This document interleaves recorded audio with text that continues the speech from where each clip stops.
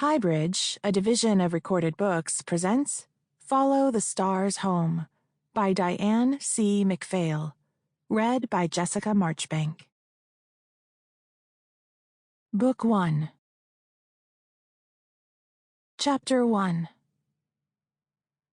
Memory meanders however it will, in its own directions, serving functions entirely its own.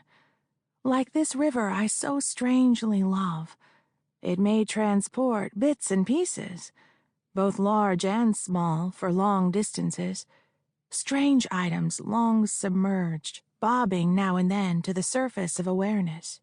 These waters may muddy the clearest of things, may wash others free of collected debris, may deposit precious trifles in hidden coves to surprise some unknown finder down the years.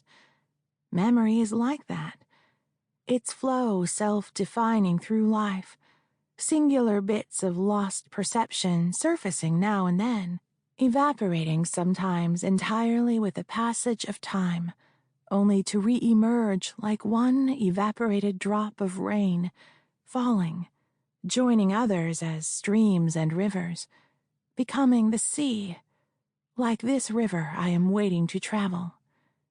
My memory, my small drop of history, which is about this river, begins with the sea. I was a child, 5 or so, when my mother died with her baby. That infant lies in the grave beside her, boy or a girl, no name, just infant Latrobe and a date. Its first and only, her last. My father is broken. In my memory, he sits alone by the window in a green velvet chair, silent. I need to sit in his lap, but he waves me off. I know to go no closer. My nursemaid, I remember only that her name is Nanny, and that a strand of orange hair is always escaping her cap, comes and takes me away. More than once. Much more. I stand at the door every day in the hope that he may change his mind. Then, one day, he isn't there. I remember how vacant the room feels, how empty his chair. I climb up and sit, hoping to feel the residual warmth of his lap. But the red-haired nursemaid comes to fetch me. She carries a small bag of belongings for Henry and me. Perhaps you can imagine my distress, but only I can know it. "Where's Papa?" I cry. I push her hand away. "Hush, child." She tries to straighten my dress. "He's gone." "Gone? Papa's gone where, Nanny? Where?" I am frantic. She makes it sound so final. Gone, like my mother? I want her to leave me alone. I'm fighting her hands. "Across the ocean, child, to the other side of the world," she says, snatching up a few toys. She repeats herself, emphatically, "To the other side of the world." That's all I remember until much later. Whatever there is of that lonely time is deeply submerged. It is years before I begin to comprehend his desperate struggle to escape his grief for my mother, for her and the unnamed infant beside her. Nanny takes us to stay with some cousins. At least I think that's who they are. They are some sort of family, at any rate. I am too young to sort it all out, and later I don't care. There are children, lots of them. I don't remember how many, 6 perhaps, some older, some younger. Henry and I tag along. Well, I tag along and drag him with me. I want so to belong. No one pays attention to us unless we misbehave, which we try not to do, in case we get sent away. That fear hangs heavy inside me. No one seems to think of us as another part of all of them, so we assume that we are not. Yet there are hard times when the difference is apparent. Times when I see one of those children cuddled in her mother's lap or lifted high on his father's shoulders. Such things don't happen for either of us, although both parents are kind in a nonchalant way on those few occasions when they pay attention to us. No one comes when I cry in the night. We are afterthoughts to that family, Henry and I. I remember the day someone takes Henry's hand and mine, leads us onto a massive ship, named Eliza, I think. That feminine name seems strange for such a huge vessel, its towering masts, sails flying against the clouds. Truth is, that might be the name of the ship my father sailed on when he first left without me. He's told me his story 100 times since we reunited, and I've long since mixed it up with all of mine, or forgotten. So many things forgotten. Awash in memories, floating somewhere in the past, when in truth I am right here on this dock, waiting, living my own story. Whatever the name of the ship, I remember that crossing as one long nightmare of dark and light, of nausea and vomiting, of someone cleaning up my mess and chiding me bitterly. Then hunger. So sick I could not have eaten had food been available. I wanted my mother. She would feed me, stroke my hair, and whisper in my ear. One day I sneaked my way up to the deck, hunting for something I can't even name. I remember the sudden light and the blue of the sky as I climb out, the sound of sails flapping, air free of vile odors. I remember it well. Everything so wide, with no boundaries.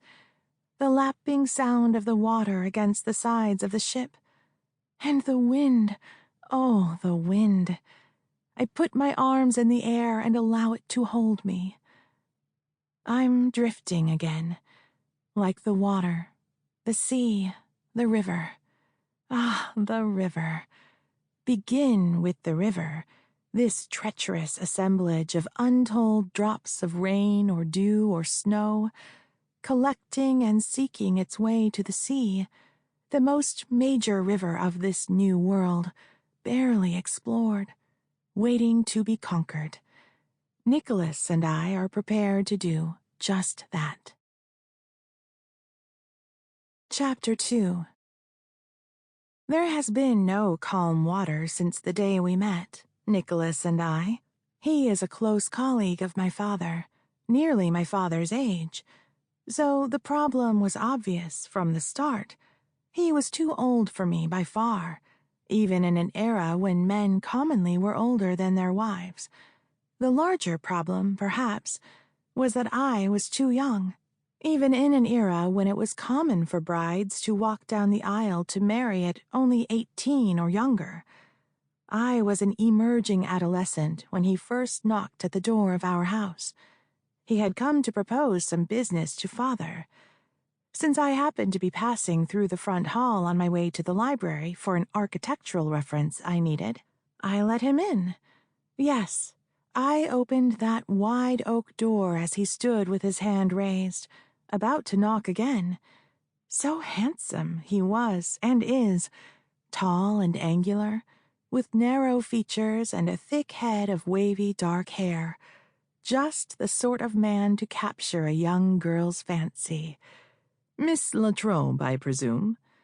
There was a lilt to his voice as he tipped his hat and introduced himself. "I'm Nicholas Roosevelt. Here to see your father, please." "Won't you come in, sir?" I watched him swipe his boots clean before entering. He threw out some tidbit of humor for me to catch. I don't remember what. I tossed one back, which caught his attention. At least he laughed. I gestured to father's study and watched him walk with purpose down the hall.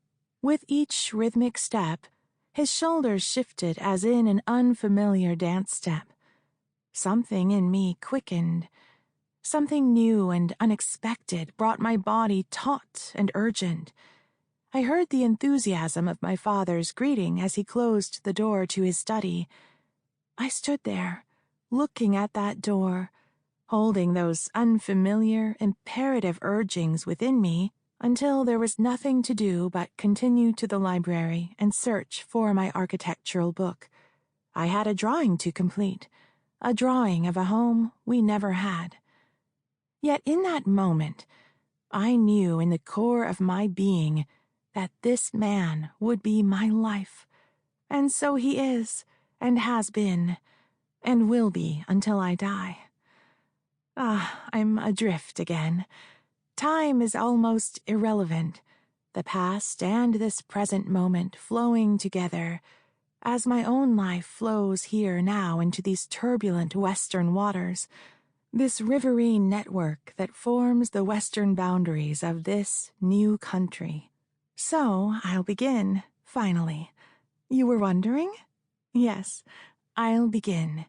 Here at the dock in Pittsburgh, waiting to embark on a journey that will alter history.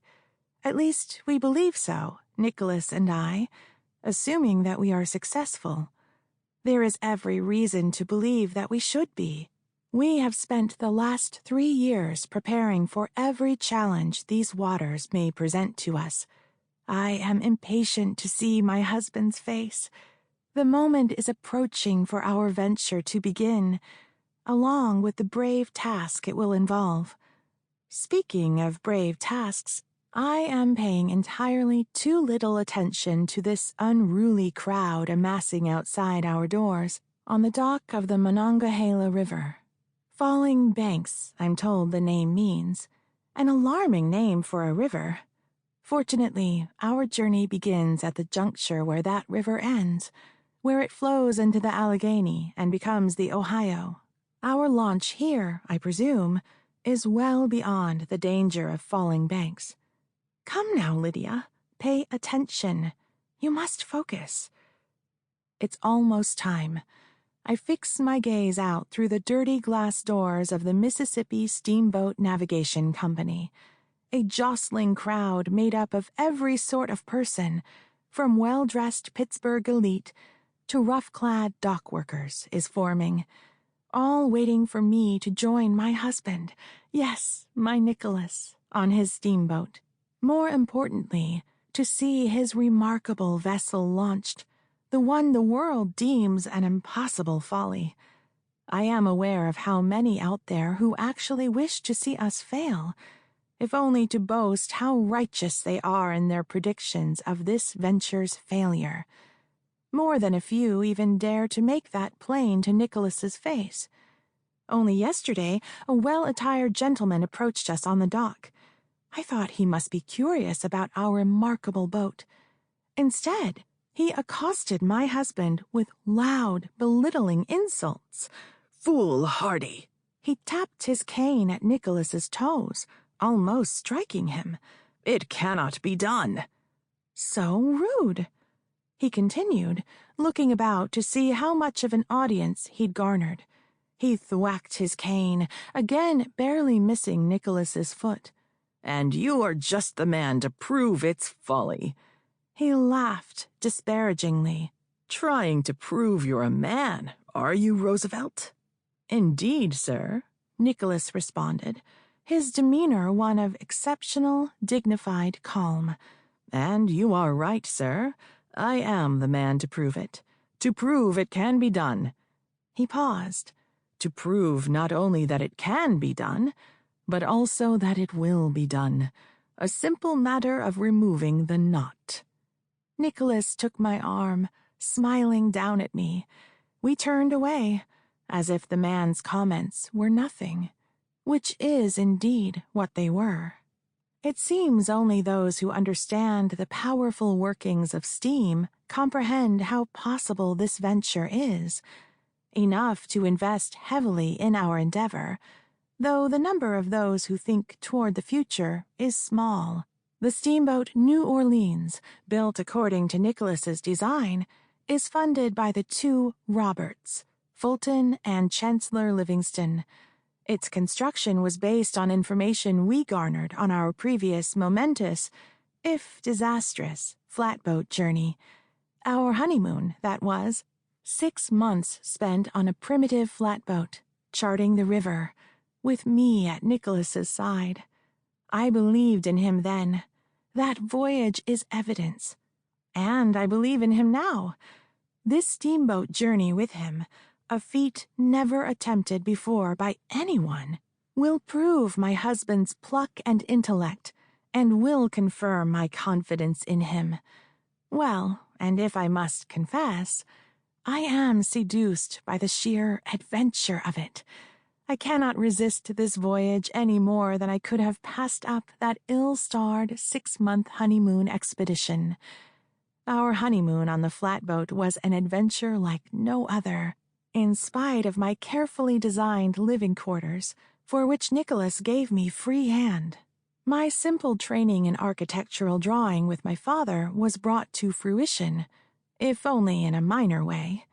What pure delight it was to design my own parlor and fireplace on a boat that was otherwise equivalent to a cigar box turned upside down, on top of a larger cigar box.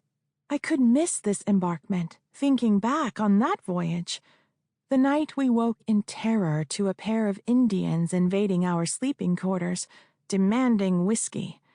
Nicholas rose in trepidation and handed over a bottle to get them off the boat. In a matter of days, Nicholas, plus all 3 of the crew, Billy and Samuel, who are again on this voyage, along with my handmaid, Sarah, succumbed to the fever, leaving only me, pregnant and nauseated, to tend to the sick, the cooking, and the boat. By the time we reached Natchez, all of them had recovered except Nicholas. The barely recuperated men dashed ashore for a boisterous night in that dingy settlement, notorious for its brothels and gambling halls along the shore. Natchez under the hill, the locals have dubbed this district for the high bluffs that rise above, and the obvious difference in lifestyle between the 2 levels. Sarah and I sat on deck, close enough to hear Nicholas in case he called. We amused ourselves in attention to the rowdy carousing in town, and relished the cool night air which refreshed us. From nowhere came a deafening crack, and we were slammed from our seats with a violent drop in the river.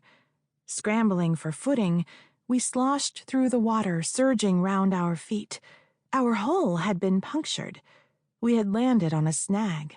Water flooded in like the river itself. We clambered for buckets or pails. For hours we bailed, Sarah and I, bending, lurching, filling, sloshing, pouring. But to no avail. Exhausted, our backs and limbs aching and without further hope, we dragged my sick husband from his bed, clambered up the steep bank to dry land with Nicholas propped unsteadily between us. Unable to shut out the reverberations of the town's wild revelry behind us, we watched our boat sink.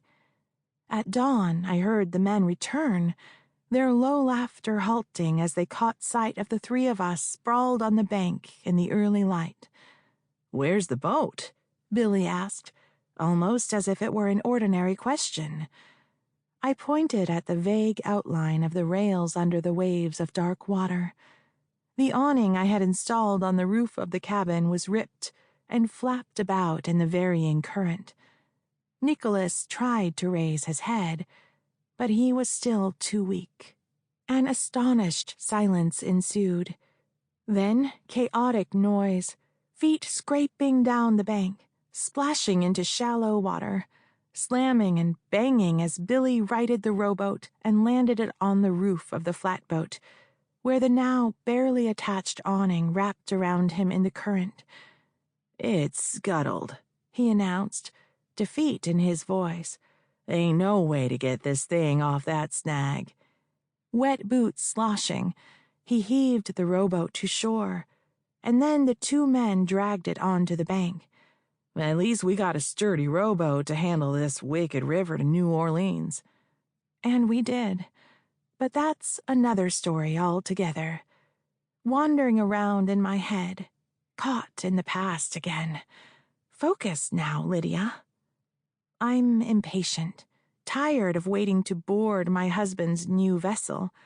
I need this voyage, need to be part of it, and Nicholas needs me to be. Like my husband, I ignore snide remarks as to our foolishness, especially mine, since I am a full 8 months with child, with Rosetta, our toddler, in tow.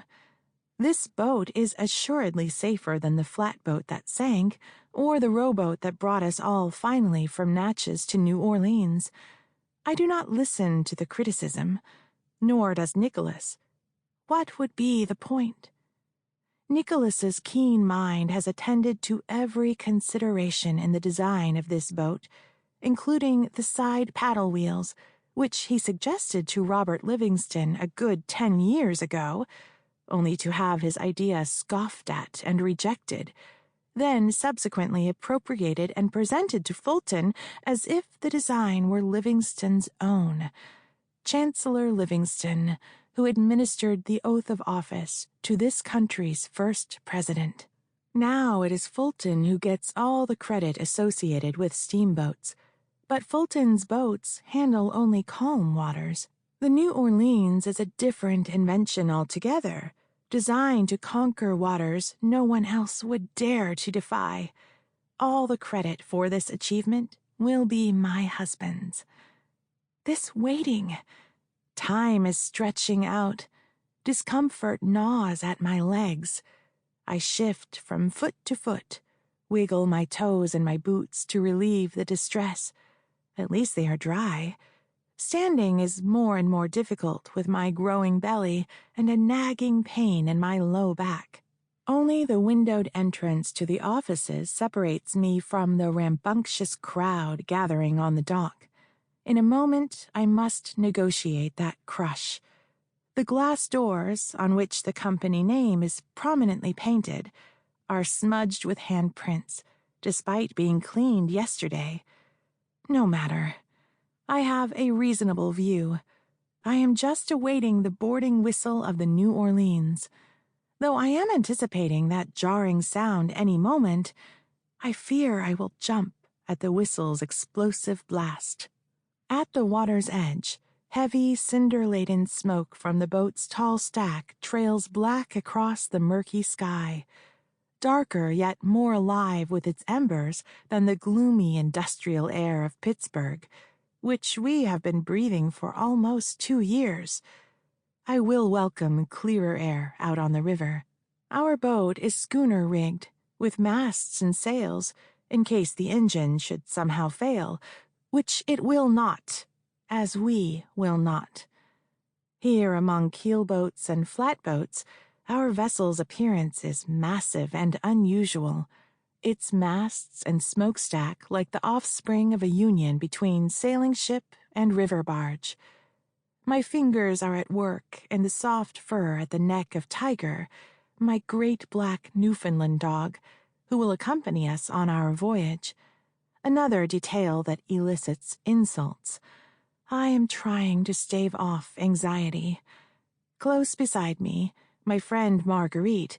Yes, I actually have a few friends from our long stay, seems to recognize the unease I am so attempting to conceal.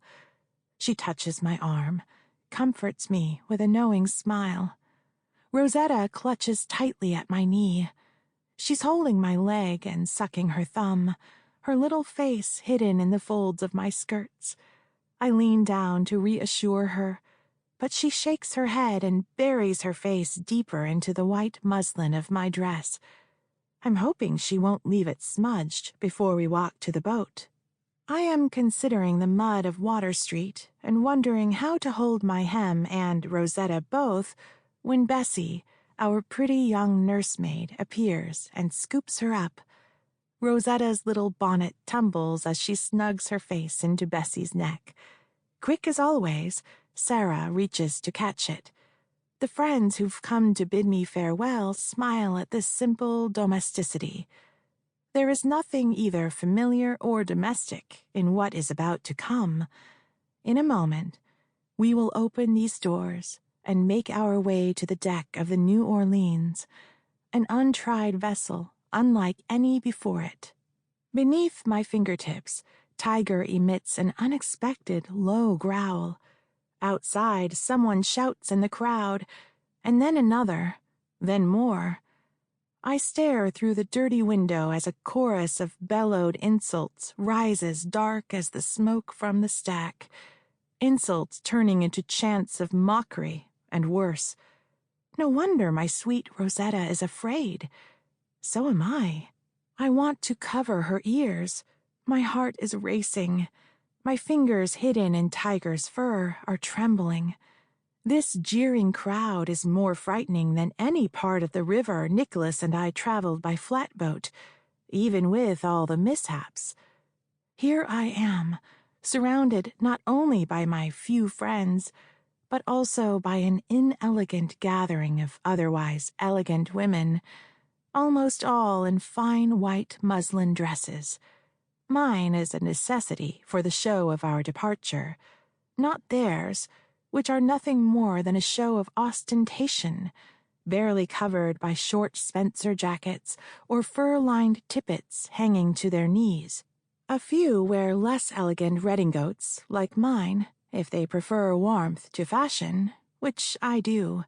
More than a few are still intent on dissuading me from going, some from genuine concern, I'll admit, the rest out of their not-so-private sense of judgmental propriety. Two of the women, with whom I have frequently dined, are whispering behind gloved hands with no shame whatever. They stop when they notice me watching. Another pair have the temerity to approach me point-blank, the feathers on their tall bonnets quivering. I straighten myself, pat Rosetta's back to hide my trembling hands. Ah, yes, I know them and wish I didn't. Mrs. Bellingham, if I remember her name correctly, seems to be the chosen spokeswoman. Out of great concern, I feel compelled to speak before it becomes too late to save you from yourself. What is it you wish to say? I ask. I look her straight in the eye. I wonder if there is anyone to save her from herself. She pauses, flips the corner of her lace handkerchief. No lady, certainly no self-respecting lady, would consider such a voyage as you are about to embark upon, especially so heavy with child and with a defenseless toddler in tow. You should be at home. What sort of mother are you? My mind is blank for 1 second, then flooded. One who knows what it is to be a child without a mother. As for childbirth, I know too well its dangers. My own mother was buried back in England with her unnamed infant, dead in spite of the best care possible. If, like my mother, I could die at home despite excellent care, why should I not risk this daring adventure? All the contentions against my going mean nothing to me. Being with my husband is home and safety enough. The other woman elbows her way forward. And that dangerous Tecumseh stirring up violence among the Indians all along the west bank of the river. How can you dare put yourself and your family in that terrible danger? I do not bother to remind her that General Harrison marched out in late September with 1,400 troops to settle the Tecumseh problem. Brashly, the woman at the rear of the group asks, "If you have no shame, what of your husband?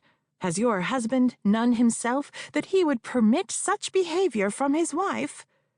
I face them, holding Tiger tight. In truth, trying to hold on to myself. I take a moment, withhold my words, working to arrange them just so. I fix the first of the two women with my eyes before I speak. "Ah, well, ladies," do I honestly call them that? "You must indeed count yourselves fortunate not to have adventurous husbands who desire to have you beside them." I swivel a bit to address the woman in back. "You pose an interesting question, Mrs. I hesitate, then continue. "Indeed, an excellent question. No shame?" I wait. I wait long enough to gauge her discomfort. Sample complete. Ready to continue?